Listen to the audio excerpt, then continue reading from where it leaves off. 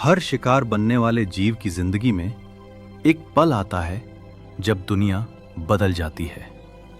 धीरे धीरे नहीं, बिना किसी चेतावनी के, अचानक। एक ऐसा बदलाव जो दिखता भी नहीं, लेकिन जब तक समझ आए तब तक देर हो चुकी होती है।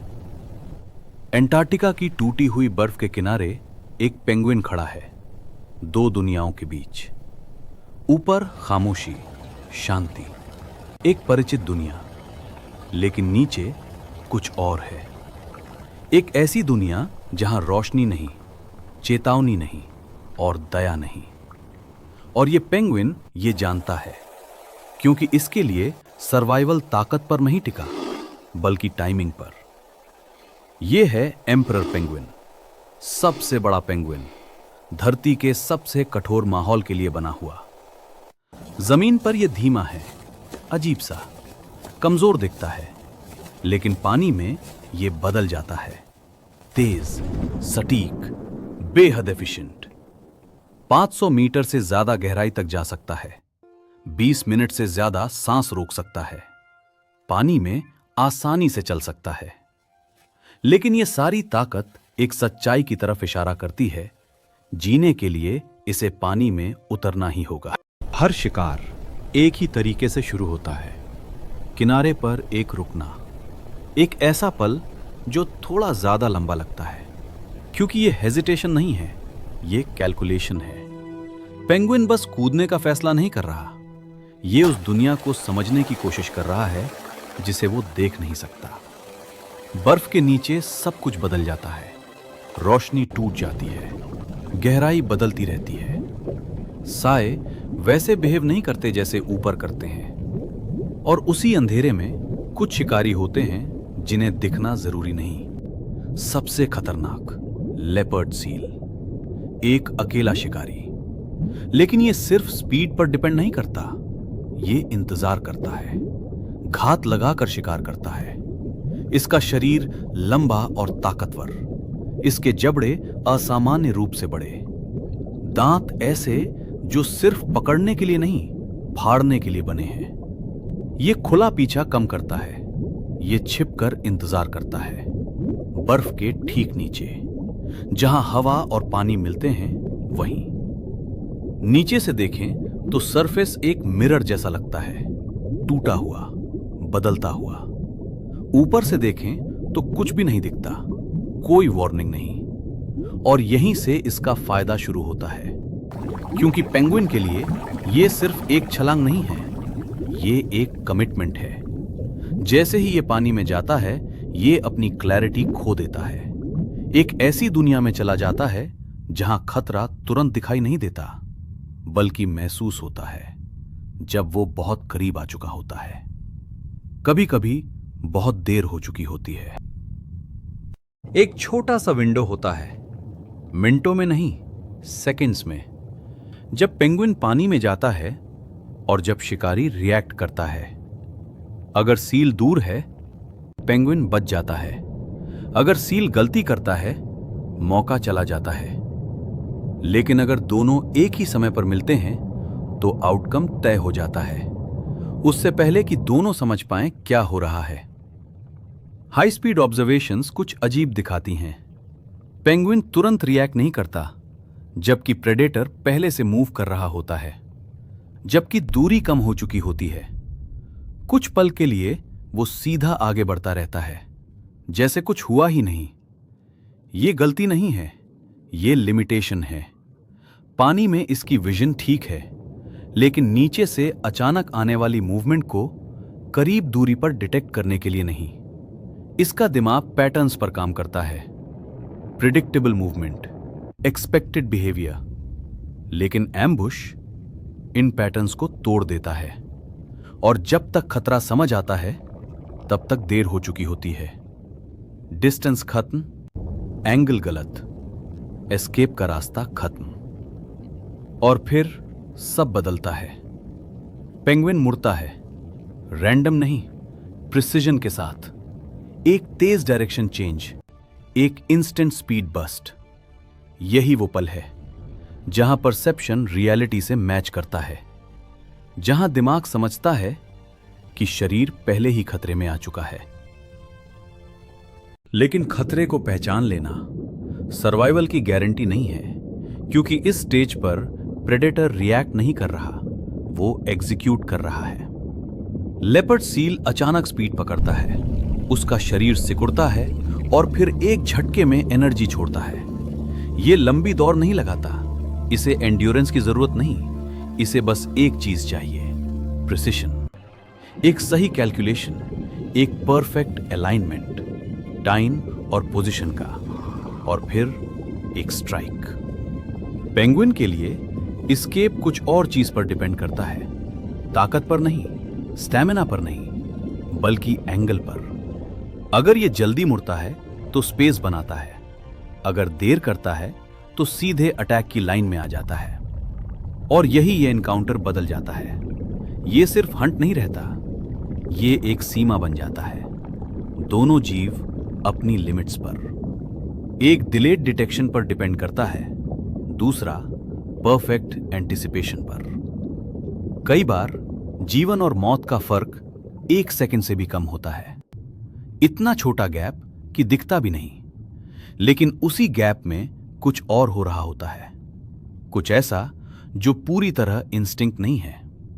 क्योंकि हर पेंगुइन एक जैसा रिएक्ट नहीं करता, कुछ देर से रिएक्ट करते हैं, कुछ जल्दी मुड़ते हैं, कुछ ऐसे डायरेक्शन चुनते हैं जो लॉजिकल नहीं लगते, जबकि बाहर की कंडीशंस बिल्कुल सेम होती हैं। और यहीं एक सवाल उठता है जिसे नजरअंदाज करना मुश्किल हो जाता है। अगर एनवायरनमेंट सेम है और प्रेडेटर प्रेडिक्टेबल है, तो आउटकम अलग क्यों होता है? कुछ बच क्यों जाते हैं और कुछ नहीं? इसका जवाब शायद प्रेडेटर में नहीं है, या उस आखिरी पल में भी नहीं, बल्कि कुछ और में है जो बहुत पहले शुरू हो चुका होता है, उससे भी पहले, जब पेंगुइन पानी के किनारे पहुंचता है। कुछ सटल, कुछ धीरे धीरे बनने वाला, कुछ ऐसा जो उस आखिरी पल को शेप करता है बिना दिखाई दिए। क्योंकि जो एक डिसीजन लगता है वो शायद एक नहीं है, वो सैकड़ों छोटे डिसीजंस का रिजल्ट हो सकता है। छोटे बदलाव, हल्के फर्क, इनविजिबल वेरिएशंस जो समय के साथ जमा होते जाते हैं। और जब तक पेंगुइन समझता है कि अब देर हो चुकी है, तब तक वो डिसीजन पहले ही लिया जा चुका होता है। वो पल तुरंत लगता है, एक झटका, सफेद शरीर काले पानी में, और फिर खामोशी। लेकिन उस पल को तय करने वाली चीज बहुत पहले शुरू हो चुकी होती है, जब पेंगुइन बर्फ के किनारे तक भी नहीं पहुंचा होता। एम्परर पेंगुइन कभी रैंडमली पानी में नहीं उतरता। हर डिसीजन एनर्जी पर डिपेंड करता है। हर कदम, हर डाइव, हर रुकना एक कॉस्ट है। और एंटार्क्टिका में खाना सिर्फ कम नहीं है, अनप्रेडिक्टेबल है। फिश, स्क्विड, क्रिल लगातार मूव करते रहते हैं, पेंगुइन को मजबूर करते हैं और दूर जाने के लिए और गहराई में डाइव करने के लिए, हर सीजन के साथ। और यही चीज बदलती है सब कुछ, क्योंकि भूख बिहेवियर बदल देती है। एक भरा हुआ पेंगुइन इंतजार करता है, देखता है, समझता है, सतह को पढ़ता है, उसके पास टाइम होता है। लेकिन एक भूखा पेंगुइन नहीं, उसका शरीर प्रायोरिटीज बदल देता है। सेफ्टी की जगह अर्जेंसी आ जाती है, हार्मोन्स बदलते हैं, एनर्जी कम होती है और हेजिटेशन का टाइम खत्म हो जाता है। तो जब वो किनारे पहुंचता है, वो ज्यादा नहीं रुकता, और यही छोटा सा फर्क सब कुछ बदल देता है।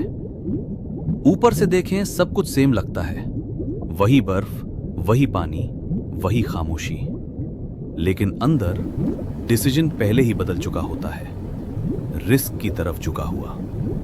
और ये कोई गलती नहीं है, यही सिस्टम है। इवोल्यूशन परफेक्ट डिसीजंस नहीं बनाता, वो डिसीजंस बनाता है जो काफी अच्छे होते हैं।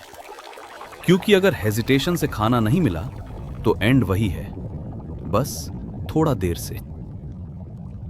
और फिर पेंगुइन पानी में उतरता है, इसलिए नहीं कि ये सेफ है, बल्कि इसलिए क्योंकि जरूरी है। पानी के नीचे एक अलग सिस्टम पहले से चल रहा होता है, लेपर्ड सील हर जगह नहीं होता, वो चुनता है बर्फ के किनारे, नैरो एंट्री पॉइंट्स, ऐसी जगहें जहां मूवमेंट प्रिडिक्टेबल हो। समय के साथ वो सीखता है, स्ट्रेटेजी से नहीं, रेपिटेशन से। जो एनकाउंटर सफल होते हैं वो दोहराए जाते हैं, जो फेल होते हैं वो खत्म हो जाते हैं, और धीरे धीरे एक पैटर्न बनता है, एक मैप अपॉर्चुनिटी का। और यही इम्बैलेंस बनता है। पेंगुइन के लिए खतरा अनसर्टेनिटी है, सील के लिए एक्सपेक्टेशन। जब तक पेंगुइन वहां पहुंचता है, सील पहले से मौजूद हो सकता है, पानी के नीचे, शांत, बिल्कुल स्थिर, एक सही डेप्थ पर। अगर ज्यादा नीचे हुआ तो अटैक स्लो हो जाएगा, अगर ज्यादा ऊपर हुआ तो दिख जाएगा। लेकिन बीच में एक नैरो जोन है जहां दोनों एक दूसरे को ठीक से डिटेक्ट नहीं कर पाते, और सील उसी जोन में रहता है। जब पेंगुइन पानी में आता है, अटैक तुरंत शुरू नहीं होता, एक छोटा सा डिले होता है, सेकेंड्स का नहीं, फ्रैक्शंस का, लेकिन उतना काफी है कि कुछ महत्वपूर्ण हो सके। सील एडजस्ट करता है, थोड़ा सा मूव, ट्रेजेक्टरी का रिकैलकुलेशन, क्योंकि ये चेज नहीं है, ये प्रिडिक्शन है। सील ये नहीं देख रहा कि पेंगुइन कहां है, वो ये तय कर रहा है कि वो कहां होगा। और यहीं वो पल इरिवर्सिबल हो जाता है। जब पेंगुइन मुड़ता है, वो प्रेजेंट से नहीं भाग रहा, वो उस फ्यूचर से बचने की कोशिश कर रहा है जो पहले ही कैलकुलेट हो चुका है। अगर उसका मूवमेंट सील की प्रेडिक्शन से मैच हो जाए तो डिस्टेंस तुरंत खत्म हो जाता है, लेकिन अगर थोड़ा सा भी अलग हुआ तो पूरा आउटकम बदल जाता है। यही वजह है कि रिजल्ट्स अलग होते हैं, इसलिए नहीं कि सिस्टम रैंडम है, बल्कि इसलिए कि ये सेंसिटिव है, बहुत ज्यादा सेंसिटिव। टाइमिंग पर, एंगल पर, स्पीड पर, एक फ्रैक्शन सेकंड पहले थोड़ा सा वाइडर टर्न, थोड़ी सी ज्यादा स्पीड, और सब बदल जाता है। लेकिन एक और लेयर है जो दिखाई नहीं देती और जिसे मेजर करना मुश्किल है। हर पेंगुइन एक जैसा नहीं होता। कुछ पहले प्रेडेटर से मिल चुके हैं, कुछ बच चुके हैं, कुछ नहीं। और भले ही वो इंसानों की तरह याद नहीं रखते, लेकिन उनका शरीर रखता है, उनका नर्वस सिस्टम बदलता है धीरे धीरे। एक्सपीरियंस रिएक्शन को तेज करता है, मूवमेंट को बदलता है, इंस्टिंक्ट को रिफाइन करता है। इसका मतलब वो आखिरी पल सिर्फ एक रिएक्शन नहीं है, वो रिजल्ट है उस सब का जो पहले हो चुका है। एक पूरी जिंदगी एक ही डिसीजन में सिमट जाती है। पेंगुइन रुकता है, वो सिर्फ अनजान नहीं होता, वो एक अलग इंटरनल थ्रेशोल्ड पर काम कर रहा होता है। कम इनकाउंटर्स, कम अनुभव, खतरे को थोड़ा देर से पहचानना, और एक ऐसी दुनिया में जहां सर्वाइवल मिली सेकेंड्स में तय होता है, ये फर्क काफी है। दूर से देखें तो सब जल्दी खत्म हो जाता है, पानी में एक हलचल, एक छोटा सा संघर्ष, और फिर कुछ नहीं, सब कुछ फिर शांत, जैसे कुछ हुआ ही नहीं। लेकिन उस खामोशी के नीचे एक प्रक्रिया पूरी हो चुकी होती है जो लाखों सालों से बन रही थी, हर इनकाउंटर से रिफाइन हुई और एक सेकंड से भी कम समय में खत्म हो गई। पेंगुइन के लिए रियलाइजेशन धीरे धीरे नहीं आता, कोई वार्निंग नहीं देता, वो आता है ठीक उसी पल जब उसके पास कोई विकल्प नहीं बचता। और यही इसे असहज बनाता है, हिंसा नहीं, अनिवार्यता भी नहीं, बल्कि टाइमिंग। क्योंकि यहां कोई लंबा डर नहीं है, कोई प्रोलॉन्ग्ड अवेयरनेस नहीं, बस एक पल जहां परसेप्शन और रियलिटी एक साथ मिलते हैं, उस समय जब कुछ भी बदला नहीं जा सकता। एक रियलाइजेशन जो ठीक तब आता है जब उसकी कोई कीमत नहीं रहती। और अंटार्कटिका में ये पल बार बार दोहराया जाता है, फिर से और फिर से, हजारों बार। हर पेंगुइन किनारे पर आता है, रुकता है और एक डिसीजन लेता है, ऐसी फोर्सेस के आधार पर जिन्हें वो देख ही नहीं सकता।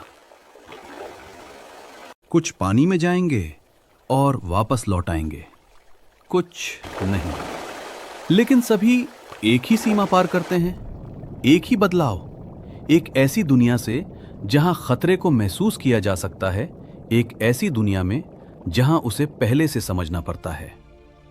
और उस बदलाव में सर्वाइवल ताकत पर नहीं रहता, ना स्पीड पर, ना अवेयरनेस पर। वो सिर्फ टाइमिंग बन जाता है, सेकंड्स में मापा गया, और कभी कभी उससे भी कम।